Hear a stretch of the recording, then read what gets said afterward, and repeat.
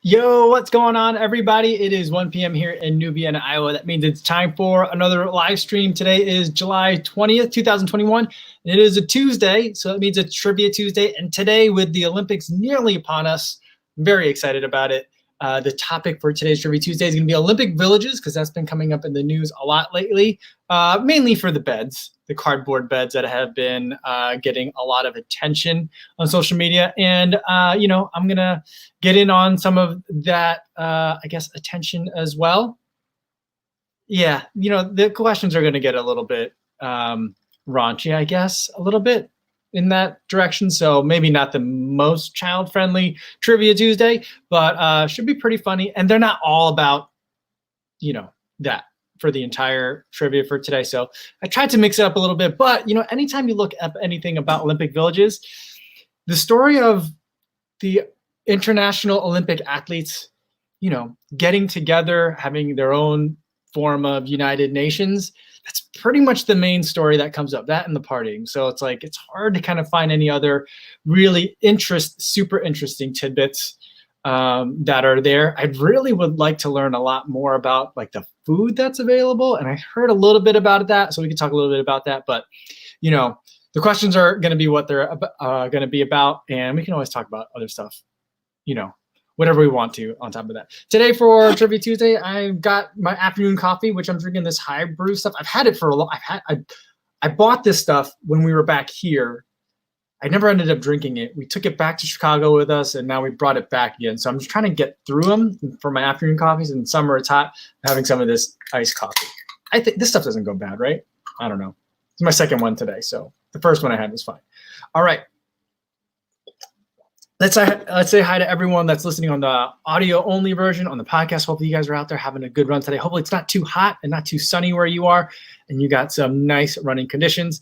And then everyone that's listening in on YouTube after the fact, hopefully you enjoy trivia today as well, even though you're not participating live. And hopefully you're at a point in the day where you can enjoy your afternoon coffee or other beverage of choice. All right. So let's see what we got here in the chat. We got Ty Matt, who was here early, and he was our first one. Says, hey, Go fam, went for a first run this morning in the Skechers Go Run OG Hyper. Really liked it. Will be a fantastic speedwork shoe. Upper is super comfy. I'm not sure what that shoe is. The thing is, like, I know the Skechers shoes by looking at them, but if you give me the name, I have a real hard time like picking them apart, just because the words, it's like all the same words mixed, shuffled around to make the other one. So I'm having a hard time picturing. I'll have to Google it later time, but I'm glad you're enjoying it. Kyle Patton says, yo, what's going on? And he says, today marks 5 weeks since knee surgery and running commences in 1 week. Awesome. Well, hopefully your rehab is going well and you're feeling stronger. I'm hoping that with 1 week left that you're feeling more mobile and feeling optimistic. And it sounds like you're chomping at the bit. So that means that the recovery must be going well. So that is great to hear. All right. JC says, hello all. Mitchell's here. He made it. Good to see you. Stevie76 says, yo, what's going on? And Albert Long says, yo. Leona says, hey, Kapuzzi fam. Work and live stream with Windows side by side. Let's see how well I can multitask. Nice. Kyle Patton says, the swag bags look incredible. LOL. Yeah, you know what? Who was it? Was it Mason Furlick? I saw on it was a very nice track club, their YouTube page. I didn't see the whole video. I saw the thumbnail of it. They did like a swag bag tour. I mean, I feel like the USOC does a pretty good job of taking care of the American athletes. In researching some of the trivia for today, it sounds like, they do a lot for the athletes' rooms as well as food-wise to make sure the athletes are taken care of. And do you guys remember Seth had one because he's a member of Team USA in the mountain running, or I forget what the category is. It's not hill climbing. Is it hill climbing? I don't remember. But he went over like his Team USA swag bag. It was giant, like 2 giant duffel bags full of stuff. So super cool. Miles62 Running Channel says, Molly Seidel slams a ketchup packet from McDonald's for track workouts. Is that true? I could see my daughter doing that. She loves ketchup. I love ketchup. She takes it to a whole nother level. Crazy. All right. And Mitchell says he's heard of hockey players doing the same thing with honey mustard. if it were something in the Midwest, it would definitely have to be some sort of packet of ranch. Because, but ketchup, honey mustard, ranch, interesting. How do you know that, Miles? Did she post that somewhere, or that's strange? All right. Let's see here. Let's get to the first question for today. All right, let's just jump right into it, because I do have some kids that want to go swimming, a couple of nieces and nephews, and one of my nieces who's a little bit older. It's her day off from work today. She wants to join in the festivities as well. So like, we got to get out of here, kind of not on a time crunch, but we have to be efficient with the time. Before we get to that, let's do one more. Jace from LA says, how you feeling today? I'm feeling really good. I had a track workout today, but today on the track, there was some sort of like either day camp or something. So like the track coach was out there, as well as a couple of members of the high school cross country team or track team, and like just like 30 children, like really small kids doing all sorts of different stuff. And they set up like hurdle drills for them. They had like smaller hurdles. So I couldn't use their hurdles today, but I was out there, and at least they didn't kick me off the track, which they totally could have, because they had some sort of event going on, you know? But I wasn't in anyone's way, really. But I got a good workout in today. I had a good swim today as well. Today was the first time I tried swimming 200s. Normally I go like 100 meters and then a break for a couple minutes, a minute and a half to 2 minutes.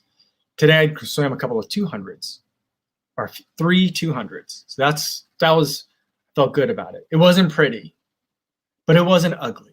So I feel like progress. All right, well, let's get to the first question for today. So we're talking about the Olympic Village, and especially in Tokyo's Olympic Village, and a lot of attention and has been given to the fact that they're made out of cardboard. And there's a reason that everyone's kind of going over as to why the beds are made out of cardboard, but that isn't the actual reason why the beds in Tokyo Olympic Village are made out of cardboard. At least that's not the stated reason. The reason that was stated like a while ago when they were first released. So why are the beds in Tokyo Olympic Village made out of cardboard? And you guys knew it already. Yeah, Kyle, I think Kyle was the first one. This is, the answer is, where it is? Kyle says recycling. Yes. And Jason Dill says sustainability. Runner Ray says the same thing. Recyclable. And yeah, so that's what they said. They mentioned that to the Associated Press back in December, where they unveiled. It was a 2020 date that I remember seeing in an article about what the beds were all about. So the idea is that they're supposed to be sustainable, so that way when they're making all these beds, they can then use those to make post-consumer paper products. But it does seem like what Adam is saying is that they're intended to prevent the athletes from getting intimate, saying that they're also not going to give out condoms until after the Olympics are over. Yeah, I think they're saying, you know, here's a bunch of condoms, take them to your home country, which I don't think that's really what's going to happen there. But, you know, I think that's kind of like some of the other narratives that are certainly out there. Yeah. All right. C76 says the reason why they're made out of cardboard is because they were afraid of termites. Yeah. I suppose like there could be a concern of like different like type of bed bugs and other things that people are bringing from other countries as well. But no, my understanding is that at least the on paper reason is sustainability. Runner Ray wants to know though, but are they comfy? My understanding is that they're not. My understanding is that they're pretty firm, but I also feel like that's been a theme that I've heard from. I've spent the morning reading Tokyo, like Olympic Village stories, and they're all kind of the same story. But universally, every Olympic Village, the beds seem to be very firm. And one of the things that the USOC does is provide like either mattress cushions or mattress pads, or recommends that people bring like pillows and stuff from home to be more comfortable. But I also think that that's generally more an American thing in terms of, you know, what Americans prefer for their bedding preferences. I think in lots of other parts of the world, people are still sleeping kind of like on the floor or on very firm surfaces, kind of like that. So, and that it could be a couple of different things going on there. All right. Time out says let people go after it. All right. Stevie76 says, a marathon sign says, I like your endurance, call me. I feel like it's kind of like that in the village from some of the stories that I've heard. It's kind of like very, very strange. It's very strange. Runner's Race says it's like college all over again. That's how some people have been, some of the athletes that they've interviewed over the years have definitely explained it. All right, let's get to question number 2. Related to question number 1 about the beds in the Olympic Village in Tokyo, what is like the weight, kind of like upper capacity of the beds in the cardboard beds in Tokyo Olympic Village? I'm trying to remember what the source is on this one. I'm not sure, but I Googled it and I found it in a couple of places. It might just be the same source getting cited a couple of times, but I saw it a couple of places. How much weight can the Tokyo Olympic Village beds hold? Keep in mind that you've got not only, runners, track athletes or swimmers, but you've also got like, throwers, you've got power lifters, you've got people of all different shapes and sizes that are in the Olympics. All right, Mark Chanko says 300 pounds. Adam thinks it's 400, getting close. Renner says 220. I think that's way too light for a lot of people. 275. Still, I think that's kind of on the lighter end. Like I do think for like runners, there was someone that just tweeted recently. It was a distance athlete saying like, for runners, we could fit 4 people on these beds, which I thought was kind of funny. Stevie76 says 1976 pounds. It's a little bit on the high side. Albert Long says 600. It's a little high. Time Matt coming in with 420. Luke Sarah coming with 1492. Always a good guess. Time Matt said you can only hold the weight of one Ultra Boost 21. If you put both shoes on there, collapse. But Jennifer Herring coming in closest with 450 pounds. My research shows that the upper limit is 440 pounds, which I think is like 20. Is that like 20 stones or 20 kilo, 200 kilo, 200 kilos, right? Something like that. That's why I think 440 is the number. Maybe 200 kilos is what it's set for. But a really great trivia question, which I don't know the answer to. Kyle says, what is the weight of the heaviest Olympian? So we got a couple of weeks of Olympics. We got next week probably going to be opening ceremonies themed trivia, but that's one I want to save for later. All right. JC says that the bed can hold 400 pounds or 6 women gymnasts. Yeah, I guess it depends on which country they're from. Some are going to be maybe be more than 6, or some might be less. But yeah. All right. Stevie76 says you get a choice between the cardboard or the tatami mats. I mean, I just feel like why wouldn't people just sleep on the floor? Because there's like the cardboard bed, and then it looks like there's like a thin, like almost it looks like a futon cushion just laid out in the shape of a bed, or like the mattresses that you get at IKEA. It looks like that. So yeah. Kyle Patton says the heaviest Olympian was 481 pounds. He was a men's judo Olympian. Oh, men's judo? I mean, that's like sumo territory though, right? I mean, well, it's is it light for sumo? I don't know.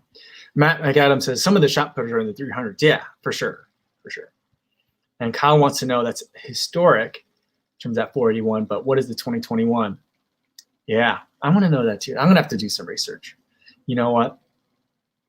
By the way, have you guys been looking at what's been going on with like the USO, like the US, is it the USATF website, where it lists like all the Olympians and like their hometown, their high school, like their events and their coaches. And like, there's just so many like data entry errors. Have you guys been following that? That has been just blowing my mind. It's how can they be so wrong? It's like they got some intern who has like never experienced track and field before to enter in these things. And like, don't worry, we don't have time to double check. Just type it in. And as long as you typed in something, you're good. Like, it's just been so horribly bad. But it's been good for a laugh. All right, number 3, going along the same, I mean, question 3 and 4. After that, then it changes. But 3 and 4 on the similar vein as the first 2 questions for today. Question 3 is, which was the first Olympic village to give out condoms?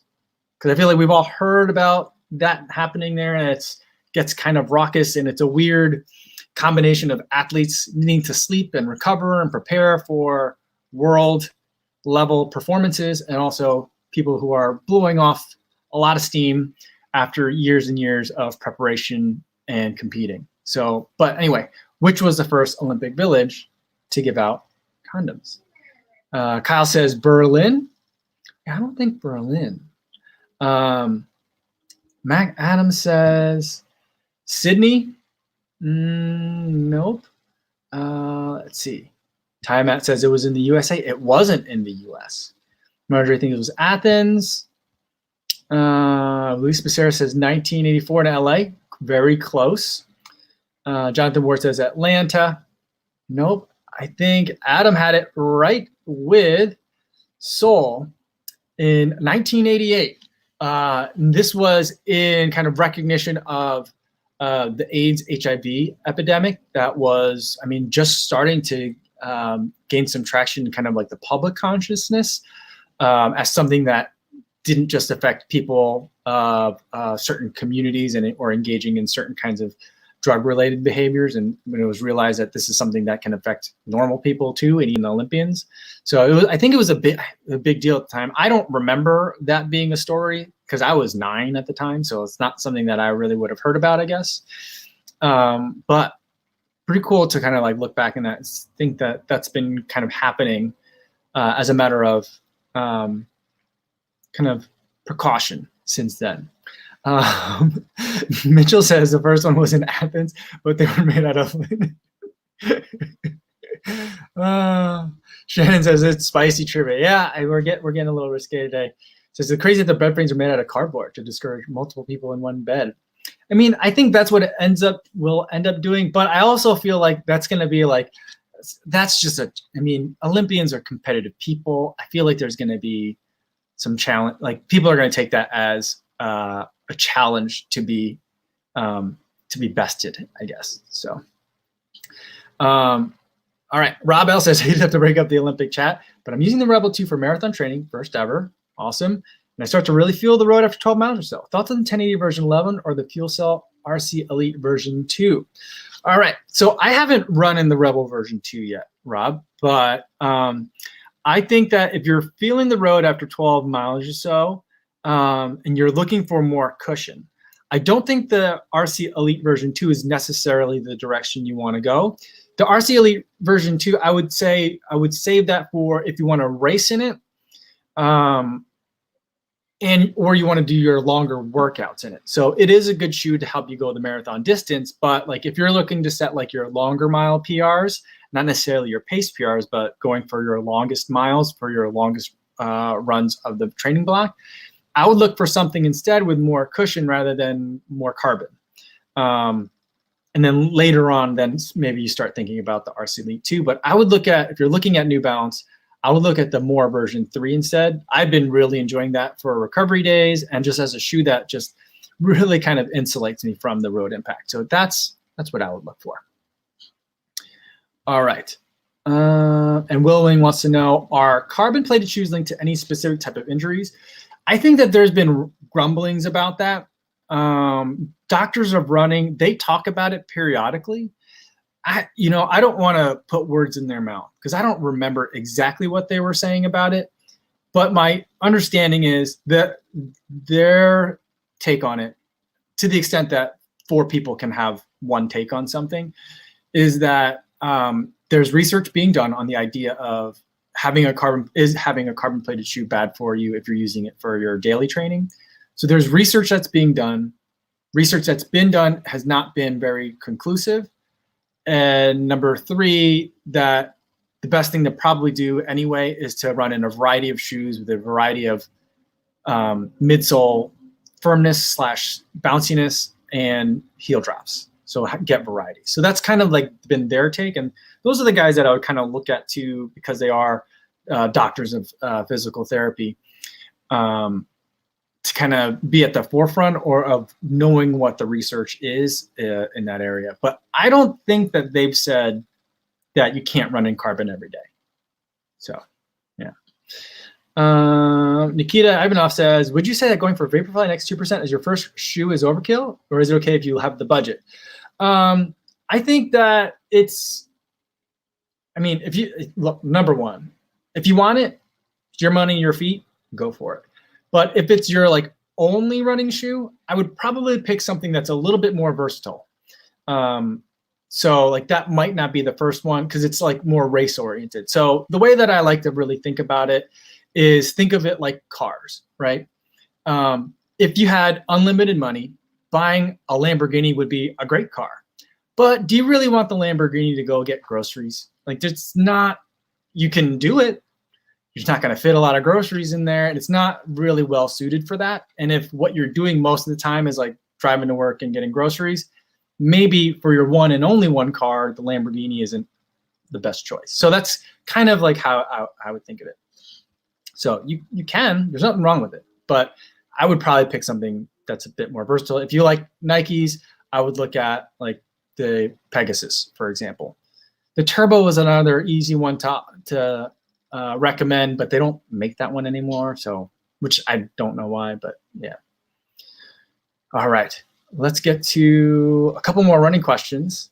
And let's see. Ray Sollers, the Happy Jogger, wants to know, Hoka Bondi 7 or the Freshfield More version 3? I like the Freshfield More version 3 more than the Bondi. The Bondi upper, it doesn't have as much room, kind of like volume-wise in the toes for me than I like for a max cushion shoe. So like cushion-wise, I feel like the More version 3 and the Bondi are pretty similar. But comfort-wise in the upper, I like the More version 3 better. So that's kind of like why I like that one. All right, great questions.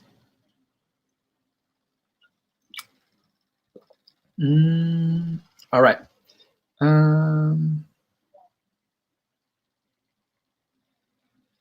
Let's see. Adam says, though, if you do buy the Lamborghini and take it to the grocery store, more people will see you in it at the grocery store.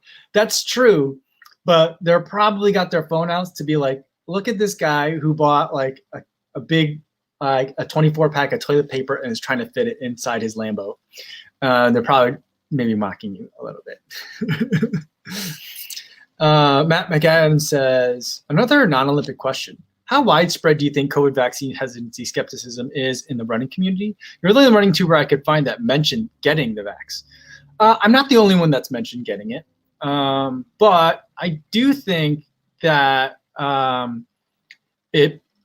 don't think that there's anything that unique about runners, because runners come from all walks of life, that would make it necessarily all that different. I mean, it might skew a little bit more towards not being hesitant about it. But I would say I wouldn't be surprised if it's not by a lot. So that's kind of my take on it. I have no data to back that up, but I'm not going to say that, you know, all runners are this or all runners are that. I think that there's a wide spectrum of people and positions, I guess.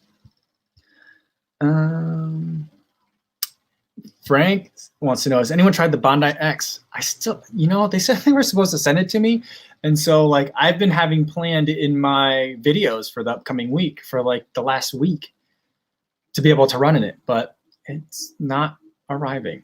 So I don't know what the holdup is, but I don't have any yet.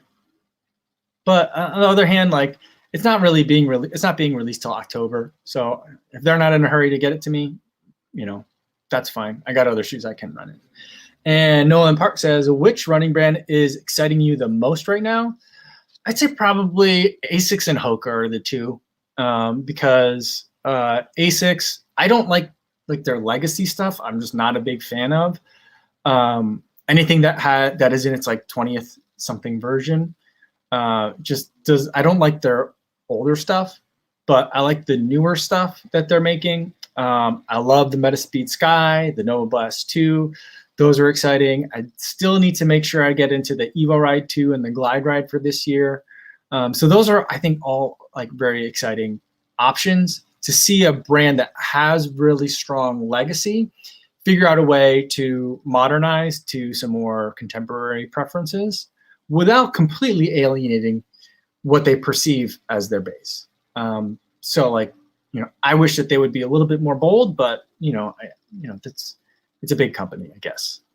And then Hoka, I think, with I like the subtle changes to the Clifton.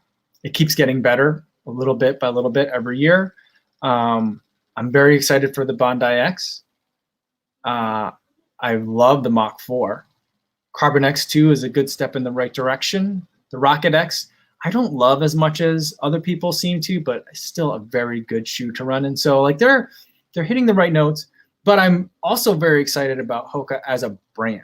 Like I feel like they're doing really good things in terms of the other things that supporting their athletes, supporting other non-professional runners that are out there, being in the community. I think that they're doing a really good job.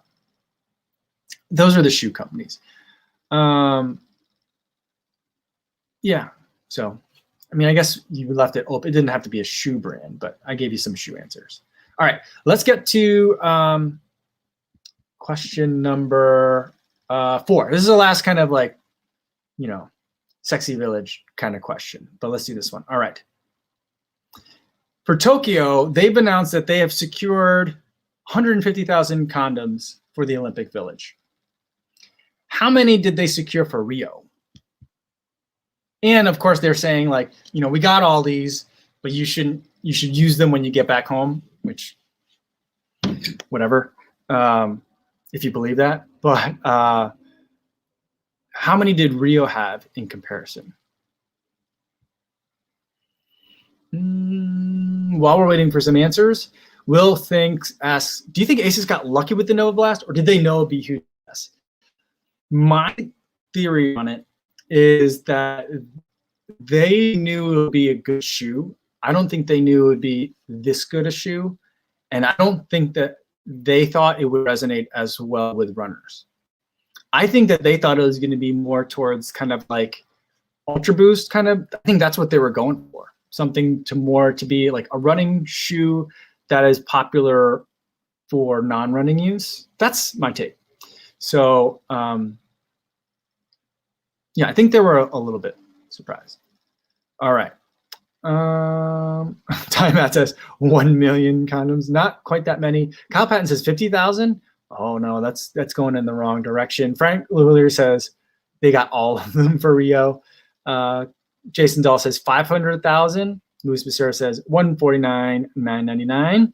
Ron Andre says 250,000. He says, JC says in Brazil, it's got to be twice that. Twice of what it was is going to be in Tokyo. Let's see if anyone got it. Got some other questions here. Regan is close as well. Well, Regan and some other people have mentioned 500,000, like Jonathan did. And the answer that I have, let me double check it, is 450,000. So right in between those two numbers. That's just so many. Because I'm trying to think like how many people are in the village. And I think there's more. The Olympic villages for the summer games are bigger than the winter games, but for like the summer games, I think it's like 10,000 or so people. So athletes, so like that's a lot. That's a big number. It's funny. Yeah. All right. Let's see what else we got. Time Out says Rio as well. I've never been. That'd be I think a lovely place to go visit. All right. So now to some other. We're on question number 5 of 5 questions today. So, but some other different types of Olympic Village questions now. All right. I don't know if you guys will know this. I think this will either be like super simple or you guys won't get it.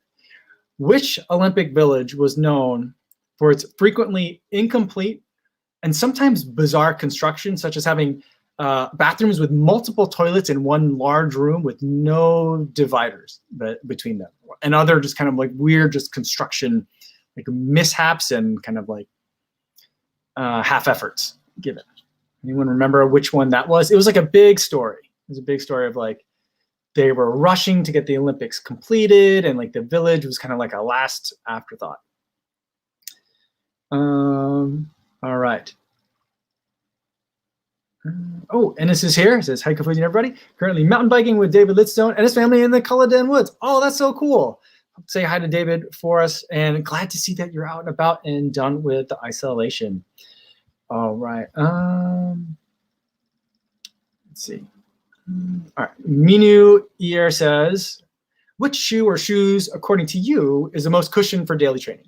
I struggle with shin splints. Any suggestions to help with that? I mostly run on hard pavement, road, and sand road. Well, I would say if you have shin splints, I would say find softer surfaces, grass, dirt roads, even asphalt over concrete, they say is softer. I guess I notice a difference, but for me, they're kind of the same. But I definitely notice the difference if I spend more time on dirt roads, gravel roads, just natural surfaces. So that'd be like the first thing that you can do, and that's going to go a long way. After that, I would say the Fresh Foam More version 3 is one that I've been really enjoying as a max cushion shoe. Lots of impact absorption there. The Bondi is also another good one. We mentioned that earlier in the live stream. It's another really good one to absorb a lot of the impact. A lot of people also like the Triumph. It's got that hint of stability. So if you like the Triumph, if you like that, then the Triumph 19 or 18 could be a really good option for you. All right, so Jason Dahl had it right away, but he was a little vague with Russia. But you know, I think we all know what you're talking about. Frank thought it was Greece. Nope. And Steve says New Vienna. No, if there was an Olympics in New Vienna, it would just be in people's houses. You'd just get like foster homed, and it'd be amazing. You'd get treated like kings and queens. It'd be amazing. But yeah, Regan Dugan had it from Sochi a few years ago. Yeah, Nikita Ivanov. So if you do like Google like Sochi Olympic Village, you see just all sorts of weird, so many weird things. And, you know, it made me wonder, because at the time I was like, it was one of the first Olympics that I can remember where a lot of athletes had like social media. Because like before that, you really didn't see like pictures that the athletes took in the village. But that year we saw like people posting on Twitter, like a room that was fully tiled and had like a drain in the middle.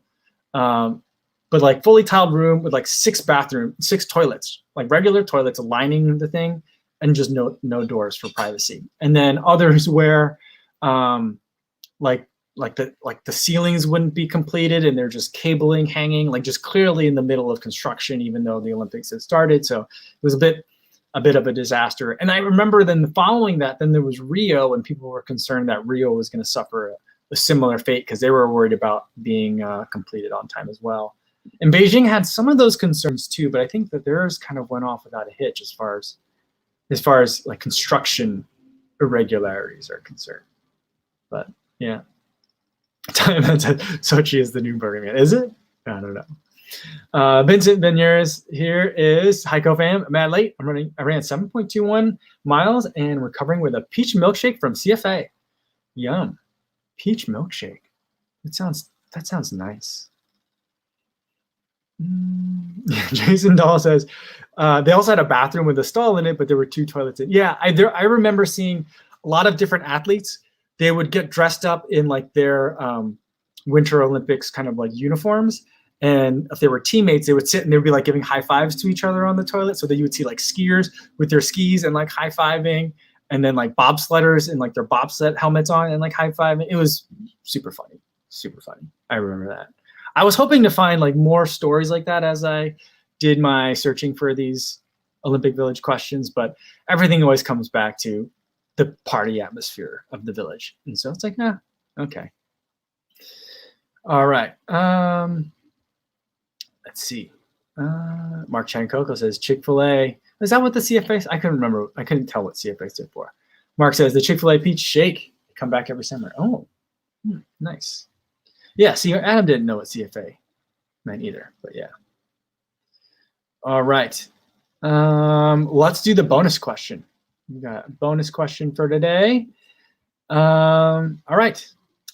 Name the only non-documentary movie, because I think probably some documentary movies have maybe been shot following athletes around, but name the only non-documentary movie that was shot in an Olympic village during an actual Olympics. So like, they were able to shoot this fictional movie in the village during the Olympics happening. So like, I think like the backgrounds that I haven't seen this movie, but the backgrounds that you see, the athletes that might be wandering through are actual Olympic athletes there for an Olympics. It wasn't extras. Although I'm sure there were some extras for certain scenes, but it was during an actual live Olympics.